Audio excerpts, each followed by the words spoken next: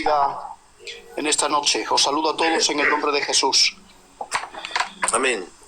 Bueno, deciros que es un placer el poder estar en esta noche, de nuevo, gloria a Dios, con todos vosotros. Bueno, como bien decía mi suegro, me extendí hace cuestión de unos días la invitación para poder estar en esta noche con todos ustedes. Amén. Y poder administrar una palabra de parte de Dios. Así que en esta noche me gustaría compartir una palabra muy sencilla con el deseo y el propósito de haceros bien, ¿de acuerdo? Amén. Así que sin más preámbulos ni más protocolos, yo voy a tomar lectura de la palabra en el Evangelio de San Juan, en el capítulo 19, versículos del 38 al 42. Dice así la palabra del Señor. Después de todo esto, José de Arimatea, que era discípulo de Jesús, pero secretamente, por temor de los judíos, rogó a Pilatos que le permitiese llevarse el cuerpo de Jesús. Y dice la palabra del Señor, y Pilatos se lo concedió. Y entonces vino José de Arimatea y se llevó el cuerpo de Jesús. El verso 39 también dice la palabra, y también vino Nicodemo, el que antes había visitado a Jesús de noche. Vino trayendo un compuesto de mirra y de aolios como de 100 libras. Y tomaron pues el cuerpo de Jesús y lo envolvieron en lienzos con especies aromáticas, según es la costumbre sepultar, dice la palabra, entre los judíos. Y ahora dice el verso 41, y en el lugar donde había sido crucificado Jesús, había un huerto, y en el huerto un sepulcro nuevo, en el cual aún no había sido puesto ninguno.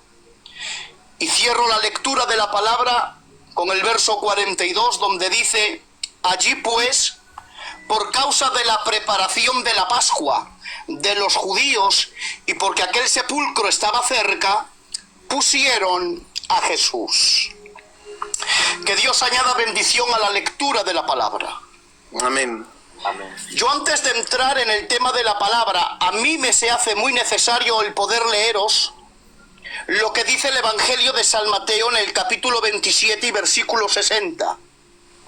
Porque aquí la palabra de Dios manifiesta de quién era aquel sepulcro donde habían puesto a nuestro Señor Jesús, quién era el propietario de aquella cierta bóveda o de aquel sepulcro. Dice la palabra en el Evangelio de San Mateo en el capítulo 27, dice: y tomando José de Arimatea el cuerpo de Jesús, lo envolvió en una sábana limpia.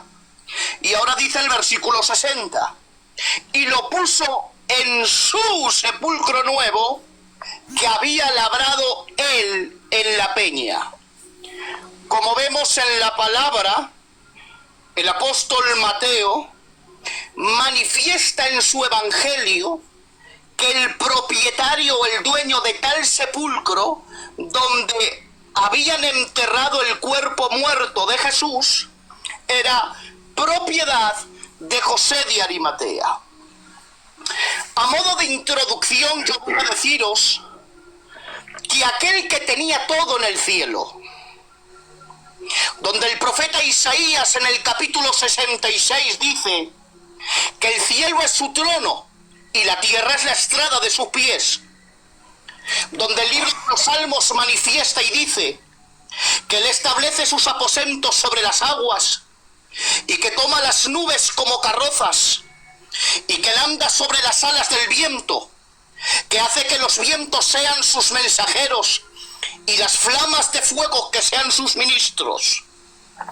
Aquel que le pertenecía todo, donde los ángeles se postran delante de él, aquel que el oro y la plata, atención, le pertenece. Cuando él bajó a esta tierra, el más rico se hizo el más pobre. Dice el apóstol San Pablo en 2 de Corintios capítulo 8 versículo 9, dice: pues conocéis la gracia de nuestro Señor Jesucristo, el cual siendo rico, se hizo pobre por vosotros para enriqueceros por vuestra pobreza. El que lo tenía todo, el más rico se hizo el más pobre. A tal modo que en el Evangelio de San Mateo, en el capítulo 8, versículo 20, dice Cristo: las alimañas tienen guarida y las aves del cielo tienen nidos, mas el Hijo del Hombre no tiene donde recostar su cabeza. Qué bien. Tengo que deciros que mi Cristo, nuestro Mesías, el Verbo hecho carne, carecía de comodidades en esta tierra. Él carecía de ventajas, carecía de lujos. El más grande, el que lo tenía todo, por usted y por mí, sufrió escasez. Mi Cristo lo dejó todo en el cielo por amor a usted, por amor a mí. De hecho, tengo que deciros que muchas cosas que él pidió en su ministerio público, porque como no lo tenía él, como carecía de ello, tuvo que pedirlo prestado porque él no lo tenía. ¿Recordáis la entrada triunfal de Jesús en Jerusalén? Como él entraba, dice la Biblia, por las calles de Jerusalén con un pollino hijo de asno.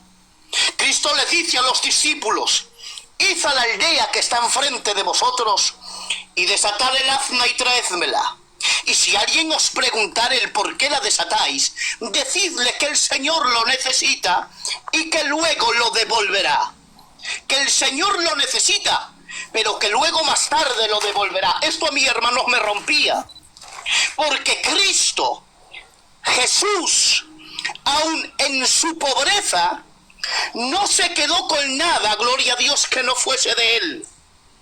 Todo lo que le dejaron prestado, atención, Cristo lo devolvió. La palabra enseña que él devolvió, gloria a Dios, el pollino.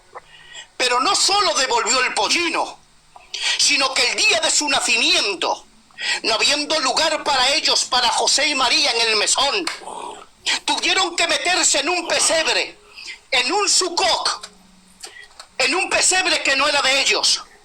Para poder nacer Cristo, el Mesías, el Verbo hecho carne, tuvieron que pedir prestado un pesebre. Pero días después de nacer Cristo, aquel pesebre también lo devolvieron. Mi Cristo pidió prestado, iglesia del Señor, compañeros, panes y peces para dar de comer a una gran multitud. Pero más tarde mi Cristo devolvió aquellos panes y aquellos peces multiplicado por 12 cestas llenas. Mi Cristo pidió una barca, el cual era de Simón Pedro, para poder enseñar a la multitud. Pero luego, después de predicar y enseñar, devolvió la barca. Mi Cristo pidió prestado un aposento alto para poder celebrar la fiesta de la Pascua con sus discípulos. Pero luego, más tarde, el aposento alto también lo devolvió. Pidió prestado un pesebre, pero el pesebre lo devolvió. Pidió prestado panes y peces, pero panes y peces también los devolvió. Pidió prestado una barquilla, pero la barquilla también la devolvió. Pidió prestado un aposento alto, pero el aposento alto también lo devolvió. Pidió prestado un pollino, pero el pollino y el asno también lo devolvió. Pero si hay algo que a mí me rompe, si hay algo que me sorprende más, es que hasta el sepulcro donde enterraron a Cristo porque fue prestado, porque él, gloria a Dios, no tenía, porque era de José de Arimatea, él también, gloria a Dios, al tercer día devolvió hasta el sepulcro, porque la palabra nos dice y nos manifiesta que al tercer día Cristo había resucitado. Qué bien. Hasta el sepulcro, gloria a Dios, él también lo devolvió. Amén. Quedando vacío y devolviendo, gloria a Dios, lo que a él no le pertenecía. Impresionante. Pero estando estos días, atención ahora, estudiando y meditando en esta línea de este mensaje, pude ver un detalle. Y pude ver que a Cristo, atención ahora, le prestaron algo, pero Él jamás nunca lo devolvió. Pensad, gloria a Dios, que le prestaron a Cristo, pero que Él nunca lo devolvió, se lo quedó Él. Atención ahora, porque eso prestado se lo prestó usted. Eso prestado se lo presté yo. La pregunta es, ¿qué es lo que les prestamos a Jesús que Él nunca nos lo devolvió? Pues muy fácil, Chine, compañero. Tu cruz fue mi cruz. Lo que Él pidió prestado fue nuestra cruz. Fuimos nosotros quien se la prestamos. Sí, porque esa cruz a Él no le pertenecía. Amén, amén. Esa cruz, gloria a Dios, tenía tu nombre. Esa cruz era de nosotros. Amén. Esa cruz nos pertenecía a nosotros. De nosotros era la cruz. Amén, amén. De nosotros era el pecado. Él cargó con el peso de nuestros delitos y pecados. Y con esa cruz, con tu cruz, subió al Calvario. Dice el libro de Isaías en el capítulo 53, versículo 5: mas herido fuistes por nuestras rebeliones, molido por nuestros pecados. El castigo de nuestra paz fue sobre Él. Fue nuestro pecado, fue nuestro castigo y fue nuestra rebelión lo que yo y usted le prestamos a Jesús. Pero viva Dios, que después de morir Cristo en la cruz en el Calvario, Él jamás nos devolvió ni nuestro pecado, ni nuestro castigo, Qué bien. ni nuestra rebelión, sino que la palabra nos enseña que el pecado, el castigo y la rebelión se habían quedado, gloria a Dios, en el Calvario. Lo que yo y usted le prestamos un día a Cristo, te voy a decir algo más, nos lo cambió por otra cosa mejor. Ay, Padre, ¿queréis saber, gloria a Dios, lo que te cambió? Amén. Pues mira, Él cambió tu pecado por perdón. Claro que Él sí, qué cambió bien. tu castigo, gloria a Dios, por salvación. Él cambió tu condena por redención. Él cambió tu culpa por justificación. Gloria a Él cambió Dios. lo profano por santificación. Amén. Él cambió nuestro rechazo por adopción. Y cómo no, Él cambió tu infierno por el cielo. Porque no me digan nada, nos íbamos directos a un infierno, pero Él cambió ese infierno por darnos un cacho de cielo. Aleluya. Gloria al nombre del Señor. Amén. Y no quiero detenerme más en este punto, porque hay mucho, gloria a Dios, que hablar de ello. Porque quiero avanzar, gloria a Dios, con este mensaje. El Evangelio de San Juan nos dice que José de Arimatea era discípulo de Jesús. Pero dice la palabra, pero secretamente, por el miedo, por el temor de los judíos. Este personaje, José de Arimatea, aparece en los 4 evangelios de la palabra. Los 4 evangelistas, Mateo, Marcos, Lucas y Juan, nos hablan de este gran personaje. Aunque es cierto que José de Arimatea aparece brevemente en los 4 evangelios, atención, su acto de valentía, su devoción, de darle un entierro digno a Jesús, revela mucho sobre su carácter y sobre su fe. Tengo que decir, y esto me es muy necesario deciros, que los que eran crucificados en aquel tiempo, rara era la vez que recibiesen una sepultura honrosa. Al contrario, en aquel tiempo los arrojaban a los crucificados a una fosa común. En algunas excepciones podían entregar el cuerpo de alguien que había sido crucificado, pero solo se lo entregaban a un familiar, solo se lo entregaban a la familia. pero no le entregaban el cuerpo a la familia cuando la pena de muerte del reo era por traición. En esta ocasión, los reos que eran condenados por muerte, por traición, eran echados a fosas comunes. En el caso de Jesús, recordad que había sido acusado por traición, porque el pueblo decía: ¿cómo tú pretendes ser rey de los judíos si nosotros no tenemos otro rey más que César? Y dice el Evangelio de San Juan, capítulo 19. Así que entonces lo entregaron para que fuese crucificado. Por eso se mofaban en la cara de Jesús de una forma despectiva y le decían: salve, oh rey, porque ellos se sentían traicionados. Recuerdo en cierta ocasión que Pilatos le dijo a Cristo: ¿eres tu rey? Dime, ¿eres tu rey? A lo que contestó Jesús: porque para esto yo he nacido, pero mi reino no es de este mundo. Por eso el cuerpo de Jesús no se lo entregaron a nadie cercano a él, ni nadie de los discípulos, atención, se atrevieron a pedir el cuerpo de Jesús porque estaba prohibido, porque había sido crucificado por traición. Acordaros de aquel famoso cartel que le pusieron sobre el madero, donde decía aquel cartel por qué lo crucificaban: Jesús de Nazaret, el rey de los judíos. Por eso nadie se atrevía a pedir el cuerpo, porque había sido crucificado por traición.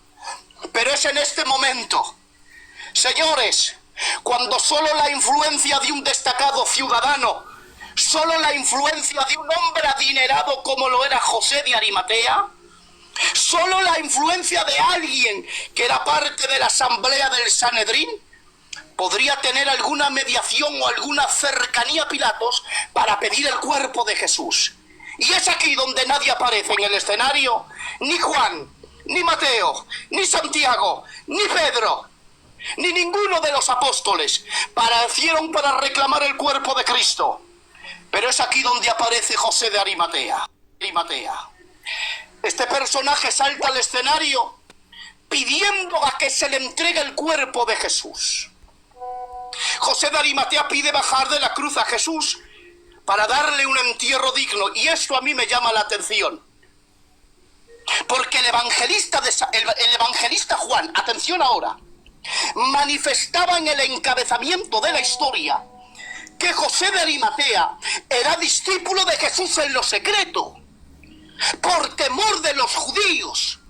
Ahora José de Arimatea, al pedir el cuerpo de Jesús y darle un entierro digno, manifestaba públicamente, atención, abiertamente, de que él era un seguidor de Cristo. José de Arimatea manifestaba públicamente, sin temor alguno, de que él era discípulo de Jesús, que compartía sus enseñanzas, que compartía sus doctrinas, que ya no tiene temor de los judíos. Ahora pone de manifiesto públicamente lo que ya era en lo secreto. Atención ahora, de que él es discípulo de Jesús. José de Arimatea, por decirlo de alguna manera, salió del anonimato, salió del incógnito. Ya no es discípulo de Jesús solo en lo secreto, sino también es discípulo de Jesús en lo público. Amén. Y me encanta porque José de Arimatea, antes de manifestar su fe en público, él ya lo manifestaba en lo secreto. Cuando nadie lo veía, seguía siendo discípulo de Jesús. Y a ver cómo digo esto, y lo digo con todos mis respetos: hoy hay muchos cristianos que hacen esto al revés, que solo son cristianos públicamente, abiertamente, muestran su devoción por Cristo. Ante la gente levantan las manos, públicamente adoran al Maestro, públicamente ante los ojos de la gente muestran ser seguidores de Cristo. Pero la pregunta es: ¿sigues siendo seguidor de Cristo en lo secreto? ¿Eres también discípulo de Jesús cuando nadie te ve? ¿Te cuidas, te guardas cuando nadie te ve? ¿Vives una vida en orden, en testimonio, en lo secreto? ¿O solo soy cristiano en las oricas del culto? No digan nada, pero yo digo que yo quiero parecerme a José de Arimatea. Quiero ser discípulo de Jesús, no solo en lo público, sino también en lo secreto. ¡Aleluya! En el versículo 40 dice la palabra que cuando José de Arimatea y Nicodemo han tomado el cuerpo de Jesús, dice la palabra, y lo envuelven con especies aromáticas, entre lienzos. Los evangelistas, Mateo, Marcos y Lucas, nos dicen que lo envolvieron en una sábana. Atención ahora. El Evangelio de San Marcos dice que José de Arimatea compró una sábana. Lucas dice, y quitando el cuerpo de Jesús de la cruz, lo envolvió en una sábana. El Evangelio de San Mateo manifiesta lo mismo, y envolviéndolo en una sábana. Pero hay un detalle en el Evangelio de San Mateo, que ni en el Evangelio de Marcos, ni en el Evangelio de Lucas, ni tampoco San Juan manifiesta. Solo lo dice Mateo. Y Mateo nos manifiesta una característica o una cualidad de aquella cierta sábana. Dice Mateo, una sábana limpia. Repito, una sábana limpia. Y yo digo, tan importante era Mateo de que manifestaras la cualidad o la característica de aquella cierta sábana. Tan importante era que dijeras al público que la sábana era limpia. Yo digo, ¿qué más da cómo fuese la sábana? Si total el cuerpo de Jesús estaba muerto, ¿qué más da cómo se le arropara? Con una sábana con arrugas, rota o sucia. Si total él ya no se entera. Sin embargo, el evangelista Mateo a mí me dio una gran lección. Y es que hasta para cubrir o arropar el cuerpo inerte frío de Jesús, atención, se necesita limpieza. Hasta para cubrir el cuerpo muerto de Jesús se necesita pureza. Que el material fuese inmaculado, transparente, cristalino, sin manchas, sin arrugas. El evangelista Mateo nos enseña que se necesita limpieza. Sí, porque lo digo con todos mis respetos. Yo no puedo adorar de cualquier manera. Mi adoración tiene que ser limpia. De cualquier manera, mi alabanza tiene que ser limpia. Yo no puedo predicar de cualquier manera. Mi vida y mi testimonio para poder predicar y para poder enseñar necesita una limpieza. Perdonadme, pero os voy a decir una verdad grande. Hoy más que nunca Dios demanda de nuestras iglesias. Hoy Dios más que nunca demanda de los siervos. Hoy Dios más que nunca demanda de las ovejas menos espectáculo y más limpieza. Sí, porque hay quienes quieren que engañen a Dios. Y vienen a los cultos, levantan la mano, escuchan la palabra, echan a la ofrenda, pero no tienen un corazón limpio. No tienen un corazón íntegro, porque tienen mucha mezcla. Pero hoy Dios busca una iglesia limpia, una iglesia sin mancha, una iglesia sin arrugas. Que mi adoración, atención, tenga la cualidad o la característica de aquella sábana de José de Arimatea, que sea limpia. Que sea limpia. José de Arimatea se atrevió a hacer algo que estaba prohibido. Se atrevió a pedir el cuerpo de Jesús. José de Arimatea entró donde Pilatos, escuchen, arriesgándose de que Pilatos lo mandara también en la cruz, porque Pilatos tenía la facultad de quien a él quería quitarle la vida. Imagínense la escena. Entra José de Arimatea, Pilatos le ve y le dice: ¿y tú qué quieres ahora? ¿a qué has venido? Pero José de Arimatea le responde, yo he venido a pedirte a que me entregues a Jesús. ¡Viva Dios! José de Arimatea, en un acto de compasión, se atrevió a pedir el cuerpo de alguien que nadie más se atrevería a reclamar. Atención, extendió su mano cuando otros callaban. Extendió su mano cuando otros huían. Y yo, como siervo de Dios, quiero romper una lanza hoy a favor de esta plataforma, a favor de este directo, porque de la misma manera esta plataforma, estos directos que se hacen cada noche, este espacio vivo lleva la esencia de José de Arimatea, porque a través de cada transmisión, a través de cada culto, se está extendiendo la mano a muchos. Por medio de esta plataforma, muchas almas están siendo rescatadas de la muerte espiritual. Y este mensaje es para ustedes, los que están al frente y los que sostienen este altar digital. Sean como José de Arimatea, que no los detengan lo que digan las voces ajenas, que no les frenen las críticas, ni el juicio, ni el desprecio. No duden de su labor, no cuestionen su entrega, sigan adelante, sean como José de Arimatea del siglo XXI, que cubran con la sábana limpia de la palabra y abracen con la compasión de seguir rescatando almas nuevas para Cristo. Amén. Amén. Sean como José de Arimatea, que en momentos donde todos callan y en momentos donde muchos se esconden, sean ustedes, por medio de esta plataforma, que den un paso al frente y digan a aquellos que están caídos, aquí estamos para poder extenderos una mano. Yo digo algo, a través de estas transmisiones se están extendiendo la mano a quienes han caído. Se están levantando vidas, se están rescatando almas, se están volviendo muchos con la sábana limpia de la palabra. Así que no te importe lo que digan los fariseos modernos, que no te detengan los comentarios incrédulos, que vuestro trabajo no es en vano, vuestro sacrificio está siendo usado por Dios.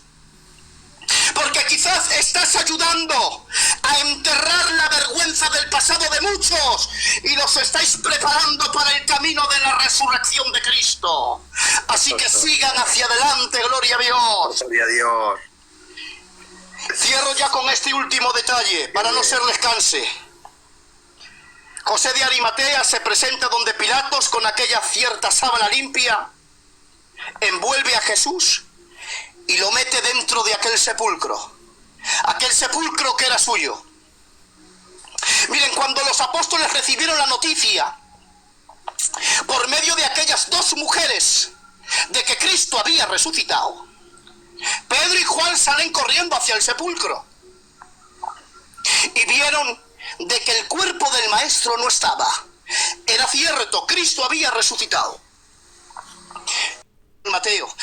En el Evangelio de San Juan, sí, en el capítulo 20, donde dice la palabra que bajando al mirar al sepulcro los apóstoles vieron los lienzos o la sábana puesta allí, pero el sudario, atención ahora, con el que secaron el rostro del maestro estaba doblado en una esquina. La pregunta es, ¿por qué Jesús solo dobló el sudario y no dobló la sábana? ¿Por qué la sábana no la doblaste también? ¿Por qué solo doblaste el sudario con el que cubrían tu rostro? Aquella prenda, ¿por qué doblaste solo esa prenda? Y he podido ver que había una costumbre judía, y termino, que cuando un comensal o un invitado estaba en la mesa comiendo, si tomaba la servilleta con la que se limpiaba las manos y la boca, si el comensal dejaba cualquier forma la servilleta encima de la mesa, estaba dando a entender el comensal que ya había terminado, que ya había cumplido, que se podía retirar. Pero cuando el comensal o el invitado dejaba la servilleta doblada al lado de la mesa, apartada en una esquina, estaba dando a entender una señal, que él todavía no había terminado y que podía regresar de nuevo, que volvería a regresar a esta casa porque su visita no había terminado. Y es que déjenme decirles algo. Cuando Cristo se tomó la molestia de hacer lo mismo con el sudario, de doblarlo y ponerlo en una esquina, estaba dando una señal, estaba dando a entender que su obra, aunque él había muerto, no se había culminado porque su obra no se había acabado, que él volvería a regresar de nuevo, que él vendría, gloria a Dios, otra vez. Por eso dejó el sudario envuelto, porque estaba dando a entender a los discípulos, a los fieles, a José de Arimatea: he aquí yo vengo pronto, he aquí yo vengo pronto. Por eso, queridos oyentes, no te retires de la mesa del Padre, porque Cristo viene pronto. Dice en el primer libro de Tesalonicenses, capítulo 4 y versículo 16: porque el Señor mismo, con voz de mando, con voz de arcángel y con trompeta de Dios, descenderá del cielo, y los muertos en Cristo resucitarán primero, y luego nosotros, los que hayamos quedado, seremos arrebatados en un abrir y cerrar de ojos para recibir al Señor en el aire. Por eso termino diciendo, compañeros, sigamos hacia adelante, porque el Señor viene pronto. Amén. Hasta aquí, gloria a Dios, este sencillo mensaje lo he hecho lo más sencillo que he podido y lo más rápido, gloria a Dios, que he podido. Así que un abrazo para todos y que Dios os bendiga mucho. Amén. Gloria a Dios.